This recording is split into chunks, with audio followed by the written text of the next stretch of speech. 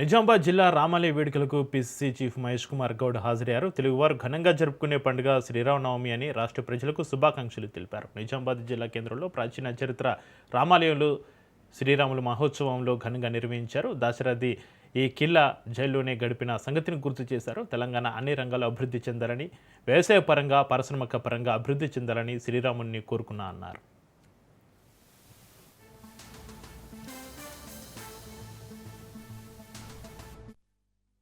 తెలుగువారు ఘనంగా జరుపుకునే శ్రీరామ నవమి కళ్యాణోత్సవం ఇలా ప్రాచీన చరిత్రాత్మక నిజామాబాద్ జిల్లా కిల్లా రామాలయంలో శ్రీరాముల వారి కళ్యాణోత్సవంలో పాల్గొనడం జరుగుతూ ఉంది.